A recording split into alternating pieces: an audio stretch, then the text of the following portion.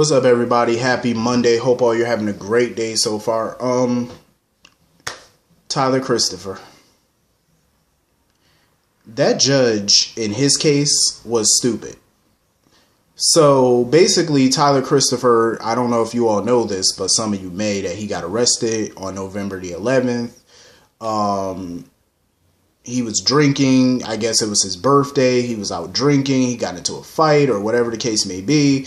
He was in jail for 2 days. He went to court recently. And basically, he got a slap on the wrist. He pled guilty to 2 counts.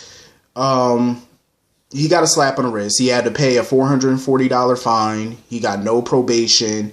The police, I believe the arrest took place in Indiana. And the police suggested to the judge, they recommended to the judge that he order Tyler to go into an alcohol treatment center. The judge decided not to go with that recommendation, which I think was totally stupid. He clearly needs help, obviously. He obviously has a drinking problem because he has been intoxicated before. The police have been called on him 9 times since September. So he clearly has a problem. So I don't understand the judge's thinking on this of why not put him in a treatment center, but he needs it. Like, if he's not going to go voluntarily, he needs to be forced to go before he hurts himself or somebody else. Like, that's just my thought on it. I wish him the best. I hope he gets well so that way he can return one day to maybe this show or a different show or, you know, whatever the case may be. But he definitely needs an intervention. He needs someone to intervene before someone else or himself gets hurt. You know, it's serious. So anyway, getting into this episode of GH.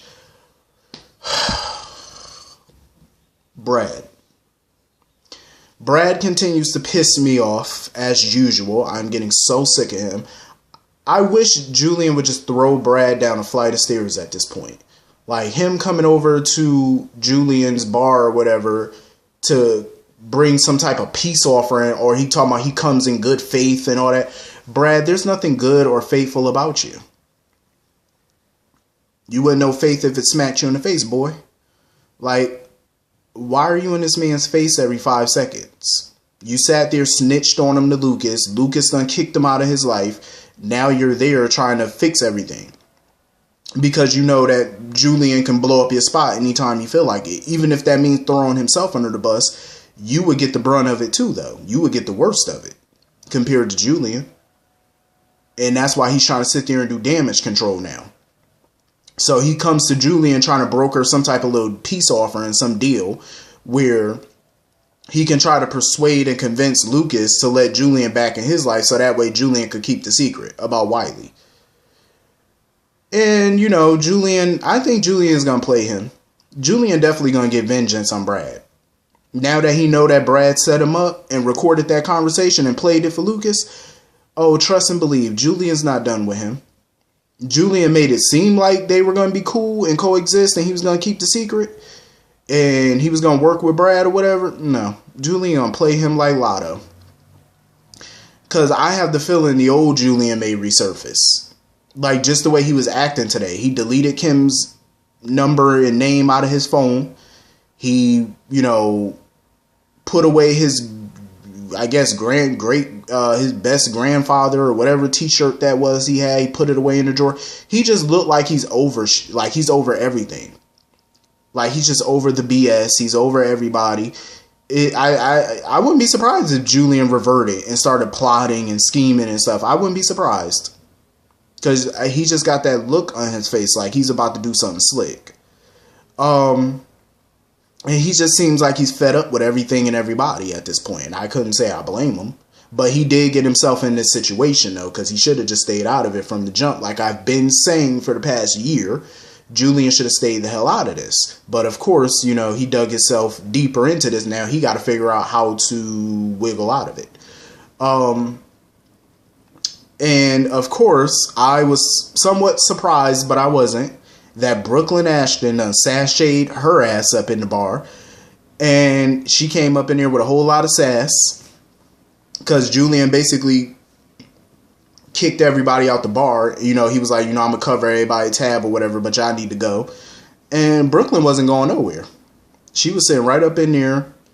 You know, she obviously came back to town with an agenda, clearly.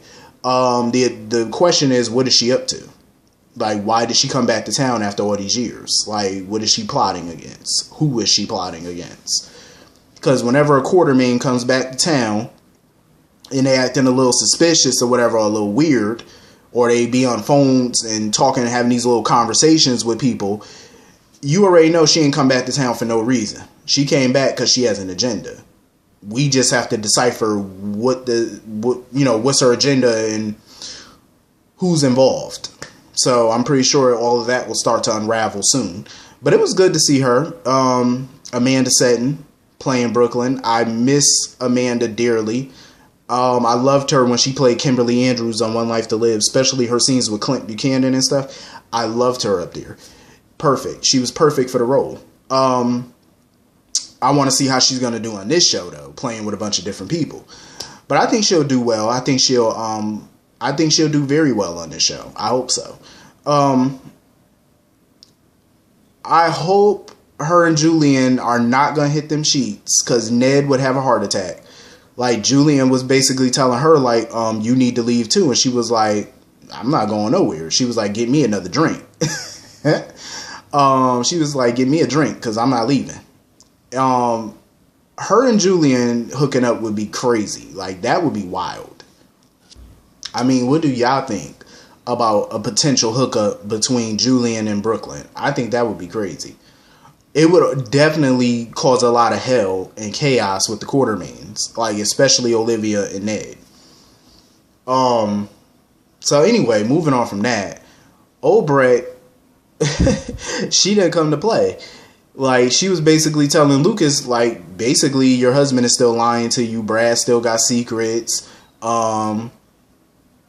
Something alluding to his son and all this. Like, she was just dropping a lot of clues, a lot of hints, a lot of anvils, and Lucas wasn't picking up on nothing. All he knew was that maybe there's some truth to what she's saying about Brad still lying to her.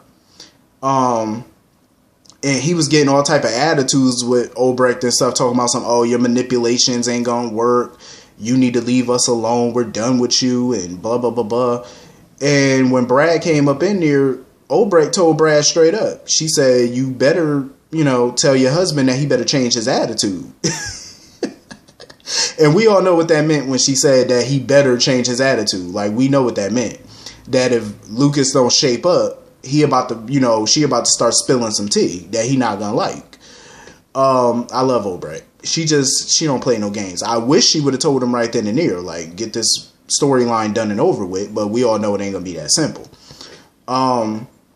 But Lucas know Brad's still lying. He know it. He has that feeling. He doesn't think Brad told him everything. He just has a feeling and he senses it. Like, Brad is not still being totally truthful, which is true. Brad's still a little lying little jackass. But hopefully they just hurry up and get this storyline over and done with, because I'm ready for it to be done. Like, can we move this along, please? So anyway, Kim, she continues to be her little pathetic little self, running behind Franco. Oh, I'm ready to leave. I'm packed up. Franco was like, I'm not going nowhere.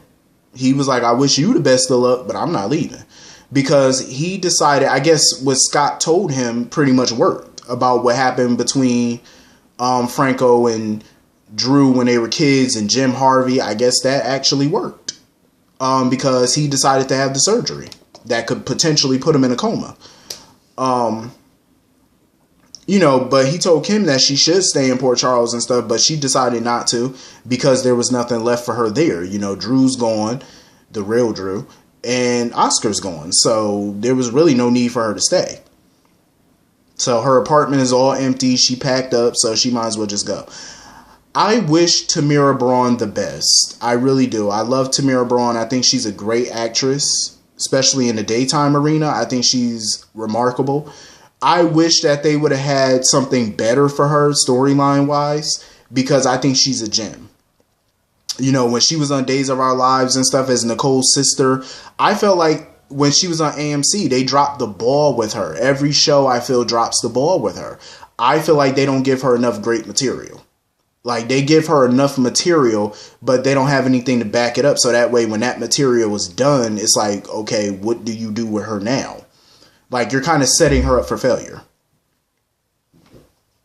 Like, I just wish that she would just get better material so they can keep her around longer. They only give her enough material to keep her around short, for a short term. And then they put her into a box that you can't really get her out of, and then you have to write her out of the show altogether. So I just feel like she deserves better. So I wish her well. So anyway, moving on from that. What else? Alexis. So TJ, I think he's going to be one hell of a doctor one day, because he was dead on the money from day one when he felt like, rat poison was the cause, like she was poisoned. And he came to that conclusion. He was like, yep, you were definitely poisoned. And Finn and all them got the test results, which confirmed TJ's theory that she was poisoned. So now they're trying to figure out who could have poisoned her. At first, of course, Alexis would think Helena. But I'm like, it can't be Helena. She's been dead for like 4 years. Yeah, Helena's been dead since what, late 2015? Can't be her, but Helena has her ways. But yeah, she needs to think a little bit harder. I'm like, who came into your life recently? Because you got to think, though, even if Helena was alive, Helena wouldn't poison Alexis. Because don't you think she would have killed her a long time ago if she really wanted her dead? Even Helena admitted that she actually has some kind of fondness of Alexis. That's what stopped her all these years from killing her. Because of that fondness, out of all of Mikos's bastard children, I think Helena felt like Alexis was actually her favorite. As much as she claimed she didn't like her, I think she had some type of respect, or, she had respect for her. And I think she genuinely kind of did like her a little bit, especially when they would snark at each other. Helena, I think, respected the fact that, Alexis stood up to her. She was strong, independent. And I think she knew that Alexis had that Cassadine evilness in her. I think she knew. That's why she never killed her. I think it's a lot of factors into why Helena never killed her. But I think she definitely had a genuine like of her. Even if she wouldn't admit it, but she definitely did. But like I said, I feel like TJ's going to be one hell of a doctor. Definitely. He's definitely smarter than the police commissioner, who happens to be his mama, but I digress. But it's going to come a time where she puts two and two together. And of course, the person who poisoned her was actually calling her phone, Kendra. But, hopefully they shut that storyline down quick, fast, and in a hurry. So anyway, moving on from that. So we get to this messy little court scene with this prosecutor who's being a jackass. Like, he sound like a cult follower himself. That prosecutor sound like a straight cult follower. Like, the prosecutor was basically singing Shiloh's praises. Like, oh, Shiloh was this. He was a healer. He was a helper. He was a motivational person. He was this. He was that. I said, shut up. Stop drinking that Kool-Aid. And the prosecutor was basically trying to pick apart Sam's testimony, pick apart Jason's testimony about, Sam needing to protect Jason or help him and then brought up all the times that Jason beat up Shiloh or attacked him. So the prosecutor basically was like, okay, so if you felt endangered, how did you defend yourself all those other times against Shiloh when you assaulted him? But this time you felt endangered by him when you beat him down basically every time you saw him. Which was true, but still.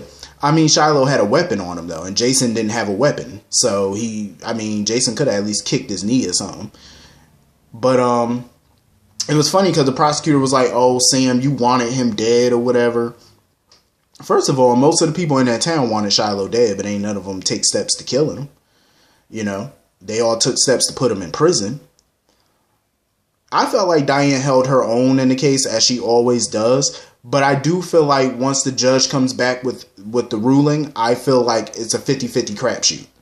Either the judge is going to agree that it was self-defense and release Sam, or they're going to see that it was murder and she's going to go to Pentonville to rot. So I feel like it's 50-50 at this point. Because you never know what a judge is thinking. Even when you have a jury, you never know what they're thinking. You know what I'm saying? Like, you just never know. Because you're not in the mind of that person. so you can't tell what they think. And they definitely don't give off facial expressions to where you can tell which way that they're going to go. You know what I mean? So it's like, damn, like you got to sit there in fear. You know, Spinelli, you know, at least he was there for support and stuff, but, you know, he has to get back home because Ellie was texting him, you know, she needed him back in Oregon, I guess, so he got to get home. I wish we would see Ellie again. I actually liked her character. She was all bubbly and stuff. I miss her. She was perfect for Spinelli, in my opinion. I definitely think Ellie and Spinelli are perfect together. I know some people are still holding out hope about him and Maxie, but I like him and Ellie.